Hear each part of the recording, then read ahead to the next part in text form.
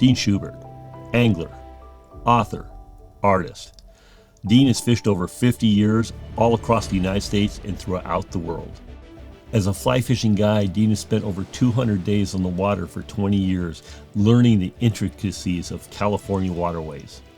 Director of the Orvis Fly Fishing Schools, and one of the first certified instructors in the Fly Fishing Federation, Dean has taught thousands and thousands of individuals the art of fly fishing. Dean is well known as an innovative fly fisherman and fly tyer. He's also one of the pioneers with his friend Dave Hickson and others that developed that 90-degree indicator system using a yarn indicator that is being used throughout the world today in benefiting fly fishermen everywhere. His knowledge on fishing techniques and equipment have been published in numerous articles in fly fishing magazines throughout the world. Dean's artwork has been sought after by many throughout galleries and private collectors. His trout paintings are exclusively used on the apparel for Catch and Release produced by Icon Products. Dean resides in the San Francisco Bay Area with his wife Deborah, and they constantly travel the world in the pursuit of fly fishing Valhalla. I mentioned Dean has taught thousands and thousands of individuals, and yes, one of them is me. Dean and I have fished years and years together, and Dean has taught me the benefits of always having an ant or a termite pattern in your fly box. When Dean approaches a body of water, he actually has calculated where and how he's going to cast and fish his first cast, second cast, third, fourth, fifth, and so on. When Dean fishes, he's playing three-dimensional chess, and the rest of us, we're just hoping to play checkers. He makes tight loops, aerial mends, and landing giant trout look effortless. Every time I fish with Dean, I feel like I'm in a movie The River Runs Through It. We're going to talk about the types of rods that you're going to be using in a canoe, at least in my mind, what would be ideal. Not everyone has a full collection of rods probably when they get a boat, unless you've specifically fished out of boats all your life. But here are my thoughts on this, not only conventional rods, bait casting rods, spinning rods, but also fly fishing rods. All right, let's talk about fly rods now. I'm primarily a bank fisherman, a wading fisherman. I love to fish trout streams. I love fishing moving water. And as materials in fishing rods, fly rods and conventional rods, but as materials, graphite compounds have gotten more refined, rods have gotten more powerful, lighter.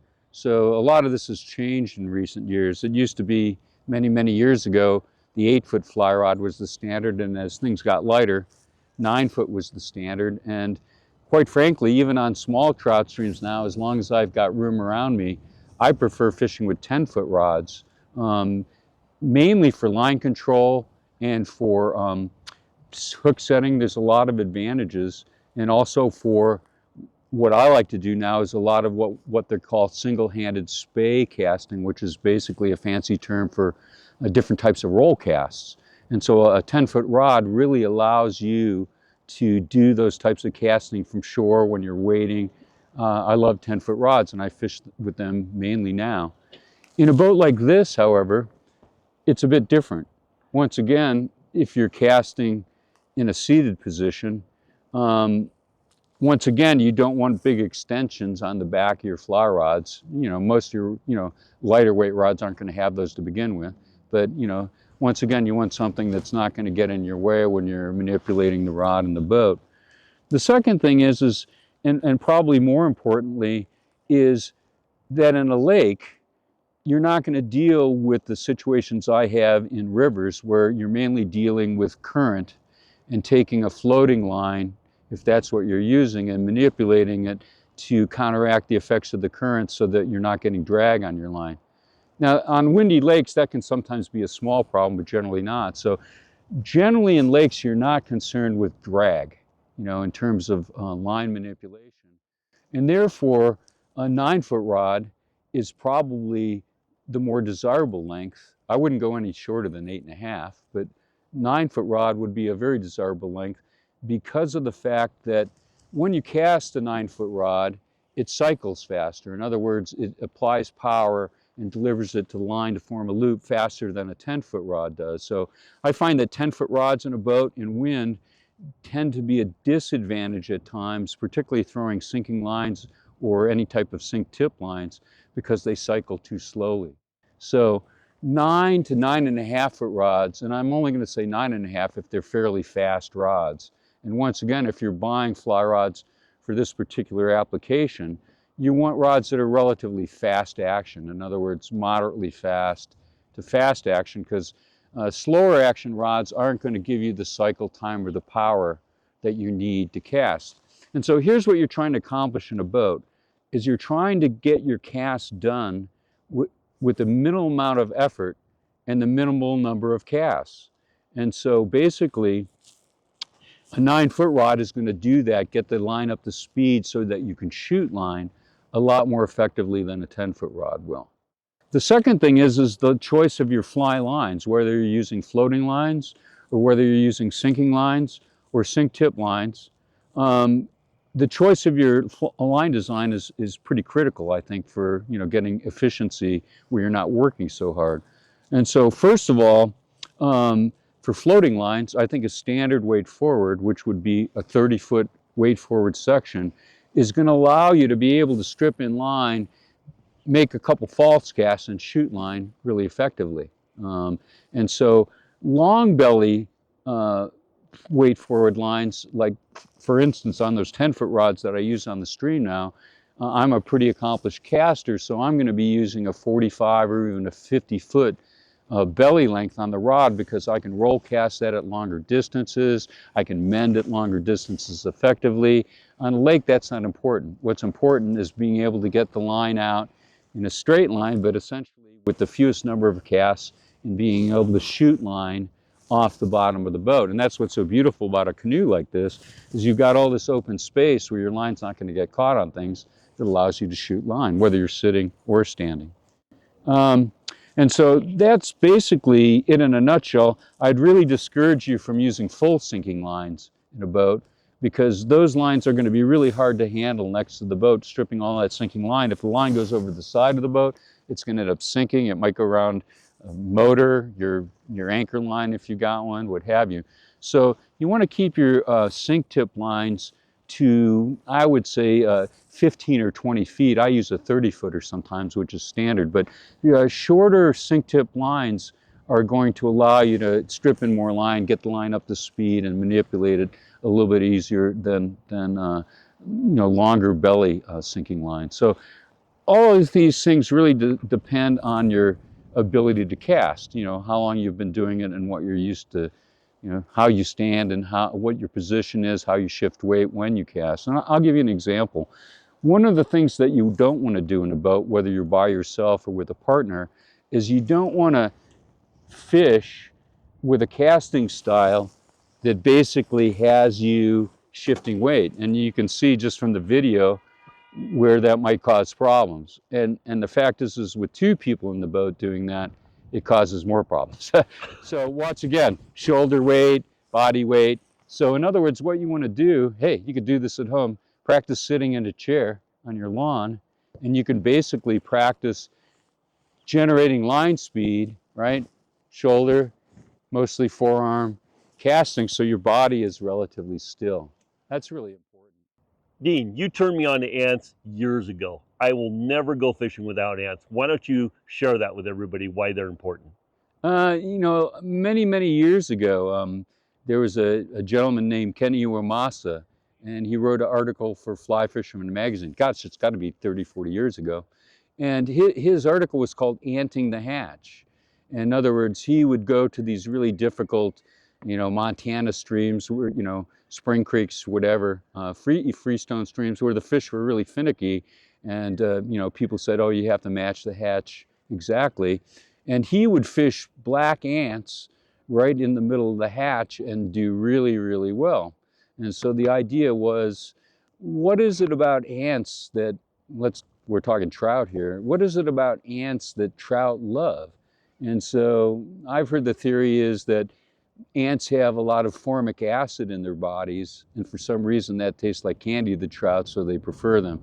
I don't know if that's the case, but I'm not a trout, but I certainly know that they like ants, and I think that that segmented body is very identifiable, like a beetle would be, and they seem to really go for that. And I started fishing ants in moving water for difficult fish. So let's segue to the lake. Well, a lot of our lakes out here have really large amounts of, not ants specifically, but termites, and oftentimes flying termites, winged termites. I don't think you have to worry about the wings too much. But what happens on lakes like this is that the wind will blow and concentrate these termites that fall on the water in great numbers, mainly in the spring and early summer, and they'll blow the termites to the side of the lake where they'll gather in foamy, where all the debris goes. And you'll find a lot of times that the biggest trout will be concentrating on feeding on the surface, in that part of the lake. So if you have that type of situation, you've got to make sure that you've got some floating ants in your fly box. And I prefer, simple ones that are made out of EVA foam. They're just black. They're made out of, you can buy them in cylinders, but you can also cut them out of square blocks and just roll them in your fingers, and you can tie some really nice segmented bodies. I just use two, I don't do three, I just do a head and an abdomen, and just put a black hackle around the middle of it. The only problem with fishing an ant is they're really hard to see on the water. So even on a lake, if it's still, it probably won't be a problem unless you can't see very well. But you got to be able to see your bug, and either on moving water or still water. And so one of the things you can do is, some people put some nail polish or a bright dot on the head of the ant. Sometimes what you can also do is, if you know there's these little foam indicators, they're called Palsa indicators, I think they're still made, and you can cut off a little tiny, they're bright orange, white, whatever, and they fold over and they're self-adhesive. And so you can cut off a little corner of that, and you can put a little bright dot, like a little tiny orange dot, maybe a foot and a half from where the ant is, and you should be able to see that. And so if you see a fish rise anywhere within, the radius of that particular little dot, set the hook, you got to hope that it's you. So once again, make sure you got those ants if you're going out in the spring on a lake. I know you have access to pretty much every line in the industry, being a pro. Do you have a favorite for like a floating line and maybe an intermediate or a sink tip? Or? Are you talking about brand names specifically? Yeah. It doesn't matter. I've really favored a lot of the Rio fly lines in latest years, because it seems like their designs, in terms of the tapers of their line, seem to be the most advanced. I think that I haven't been in the industry for a couple years. That might have changed, but I'll give you an example. The line on this rod is a Rio outbound sink tip line, and contrary to what I told you, is this has a 37-foot sinking head on it. But if you're a good caster and you can stand in the boat, it casts a mile. So it's like a torpedo. However, with the same line that I was standing casting, if I had to do this sitting down, I wouldn't want this line, because I couldn't strip in enough line. I've got the belly, the fat part of the line in my rod tip, and I'm trying to, see, I'm starting to rock already. I'm trying to lift it out of the water with power. So if I were doing the same thing sitting down, and I was doing that predominantly, I'd want a sink tip that was maybe 20, 25, 15 feet, whatever your situation is where you fish. And one of the things you might consider is, they do have sink tip lines with interchangeable tips. So you could buy one floating line that has a floating tip if you wanted to use a floating line, and then you might have 3 or 4 or 5, or you can even make the tips that you want that would loop on. Yeah, in the past days, you and I, we used to hybridize our lines and make all that. Yeah. Now they sell kits. Yeah. It's like anybody can do it. Yeah. But the nice thing about having one line that's one piece is that you don't have any juncture where the running line or the floating part of the line is basically welded, and there's a smooth transition, so you don't have it getting hung up in the guides, that type of thing all the time. So those are my general thoughts on fly rods. And I might say that if I were an experienced caster and I am able to stand up in the boat and I am able to manipulate line without rocking the boat back and forth, there are situations where I would use a 10-foot rod and a longer belly line because I can roll cast the line off the water if it's not too windy. There might be some certain situations where that might give me a small advantage, but overall I think what I told you in terms of keeping the belly of the lines relatively short, and also keeping your rods, I'd say, 9.5 feet would be the longest, and that's, rods that are pretty fast. Characteristics of reels. What do you like in a reel for lake fishing, like what we're doing? I'm sort of a dinosaur, old school. You can call me whatever you want, but I'm a huge fan of click pawl drag reels. This is the first, these are Sage reels. They were made 40 years ago or longer. They were the first machined fly reels made by the Hardy Company in England. And Hardy basically invented the click pawl reel. Basically, click pawl is a spring with a little triangle of metal inside that engages the wheel. It's as simple as possible. No ball bearings. So there's really almost nothing to wear out. In fact, these have spare parts kits in them, the Hardy reels, because there's an extra spring and an extra pawl inside. So after 30 years, if it wears out, you've got more parts inside. So in my early days, I had really bad luck with some of the first disc drag reels. Same here. For trout, steelhead, saltwater, they all seem to fail. Yep. And freeze up. Yeah, either they'd freeze up, the drags would fail, they'd get debris in them, whatever. If you get debris in this, you can just remove the spool, put it in the water, rinse it out, slap it back together, and it's fine. And like I said, that's why I love these reels. I've got one of these in my car that's one of the very first ones ever made. I think the serial number is number 6, and I've used it for, close to over 40 years, and it still works like a champ. So I don't think very many disc drag reels are going to be doing that. And having said all that, you're probably going to go out and buy a disc drag reel anyway, because that's mainly what's sold, mainly what people buy these days. And there's not that big of a selection in terms of click pawl reels on the market because of the fact that they're not that popular. But well, you and I both love click pawl, and Orvis has I think it's a bat and kill that they've come out with. It's solid bar stock aluminum. Yep. It's around $100. Yep. And you can't beat that for a reel. In fact, I have a couple of those, and they're a big improvement over the old ones, because the old ones were die cast and they weren't bad reels, but now that they're machined, once again, you've got a palming rim. They're very durable reels. And the last thing I might add is that you probably want to get a reel, if you can find one that's mid-arbor. In other words, it's got a larger arbor to it. I'm not sure how many click pawl reels are available that way, but a larger arbor reel will put your line in bigger coils, so it won't tend to coil up. You won't have to straighten the line as much. You'll have fewer tangling problems when you go to pull the line off the reel or cast the line off the deck. Like one of the things we always say is you can pull and go, where small arbors, you got to stretch all those coils out like a spring. Yeah, and I do use standard arbor reels like this. I mean, back in the day, that's all they made.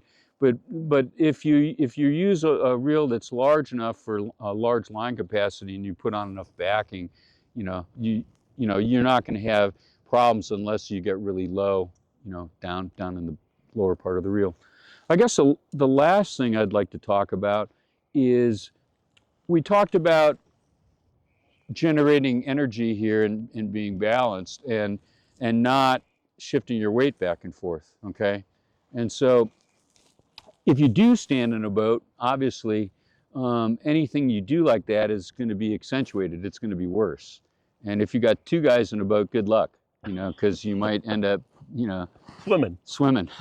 So here's my suggestion: is if you do want to stand and cast, you probably, depending on where you learn to cast and who you learn from, if anyone, there's different styles of casting throughout the United States and throughout the world. And I was one of the first certified casters in the United States. I've seen all sorts of casting styles from everywhere.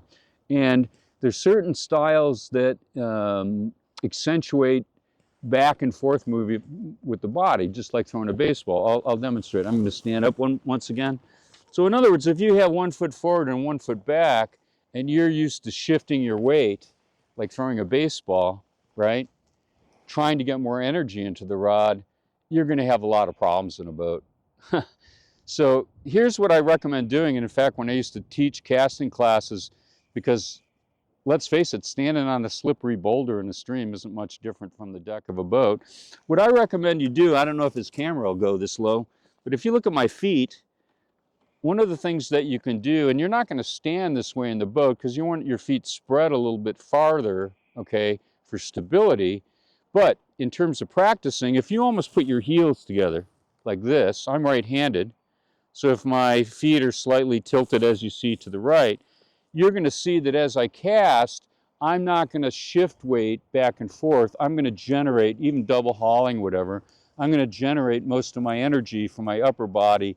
I'm not going to be rotating my hips or turning my head a lot. I'm going to basically be generating energy from my shoulder down to my wrist. And if you practice that, it'll pretty much force you to use your body energetically in the proper way. And if you're not sure if you are or not, have somebody, give you some tips, or maybe if you videotaped yourself doing it or have somebody do that, you'll see the mistakes you're making in terms of your, wrist and forearm and shoulder coordination. So the biggest problem you're going to have is with people that, do this, the big sweeping arm motion. And in fact, there's some casting styles I've seen in the East Coast where people are used to fishing for stripers, and they have a big open stance where they're actually casting sideways, to the and they've got 1 foot forward and 1 foot back, and they're sweeping their whole body back and forth. Well, on the deck of a small boat, that's not going to work too well, in terms of consistency. So once again, if you practice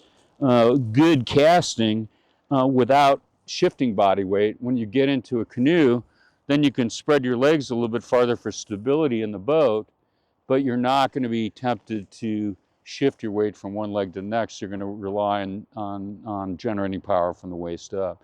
So, and one last thing, in terms of, let's say fishing 2 people out of a boat like this, obviously if you're by yourself, regardless of your position in the canoe, you can pretty much cast from any direction, any which way. But and most of the time you're going to be casting downwind, if there is wind. But with 2 people in the boat with wind, you're going to be in a little bit of a tough pickle at times, because if you got 2 right-handed casters, someone's going to be going over the other person's stuff, basically. So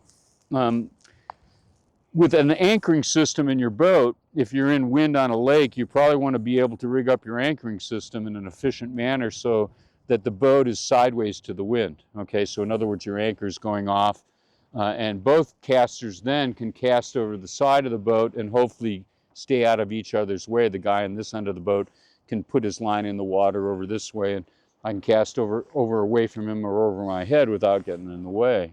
Okay, so that's pretty important in terms of positioning yourself in the water with 2 people, and your anchoring system, because most of the time, the way Ron's got this boat set up right now, the anchor's on the stern. When he anchors the boat, it's going to mean that he's facing down, in other words, the bow of the boat's downwind, and most of us are going to be wanting to cast downwind, regardless of whether we're fly fishing or fishing conventional lines. So by having an anchoring system with 2 people, that's you can basically move it.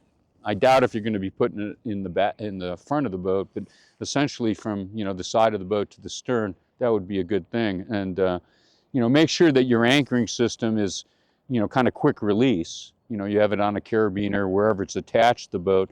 So if you have a problem with your anchor rope, if you get caught on something, there's probably 20 scenarios I've never even thought about and wouldn't know about until I ran into it. But being able to unhook the anchor real quickly and dump it, means that you're not going to run into problems, hopefully.